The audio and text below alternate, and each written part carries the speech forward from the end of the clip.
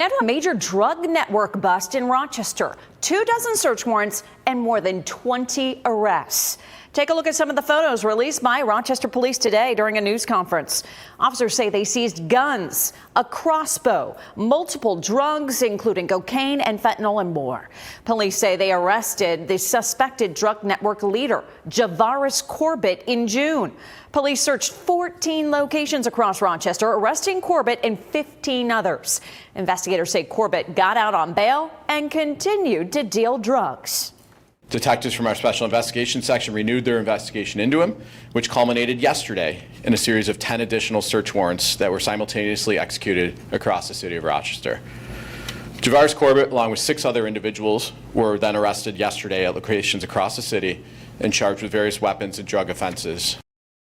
Police did not give us the locations of the warrants. The suspects range in ages from 17 to 58. Now, this crackdown was a joint effort of federal and local law enforcement. News 10 NBC's Garrett Chan joins us live at Rochester Police headquarters to go in depth. And Garrett, you were at that press conference. Break down this really large-scale operation and what it means for us.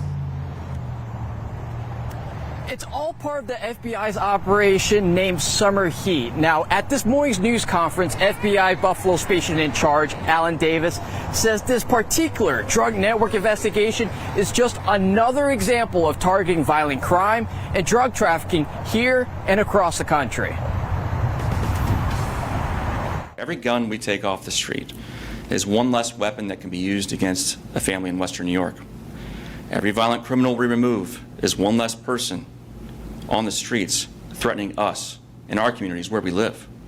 To the people of Rochester, FBI Buffalo is invested in your safety. Davis says the FBI's Buffalo field office created a Rochester Safe Streets task force this summer designed to identify the individuals driving violence, take down their criminal activity, and get them off Rochester streets. The task force in Rochester is one of nearly 180 nationwide. Davis says the relationship combines local law enforcement's knowledge of their neighborhoods with FBI's resources.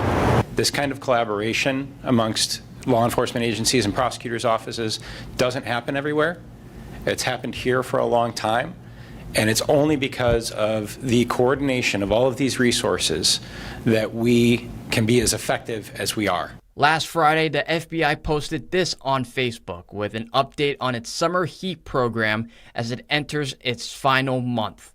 The agency says it's arrested more than 4,700 people, seized thousands of pounds of drugs, and recovered nearly 3,000 weapons. It demonstrates what happens whenever we combine our resources, our intelligence, and we work to identify and disrupt those criminals. Our commitment to Rochester doesn't end when the summer does. During this morning's news conference, I asked if there may be any federal charges filed to this investigation. Captain Greg Bellows says with an investigation of this scale, it's always something that's explored. Now, we'll continue to be tracking the next steps in this case, and we'll have a list of all the suspects that were arrested along with their charges in this story on our homepage, WAGC.com. Live from Rochester Police Headquarters, Garrett Chan, News 10 NBC. Thanks, Garrett. And this is the second large-scale drug bust in Monroe County this month. Remember this? Greece police say 2 men ran an illegal cannabis trafficking operation for months. Officers say the cannabis products have a straight value of more than $17 million.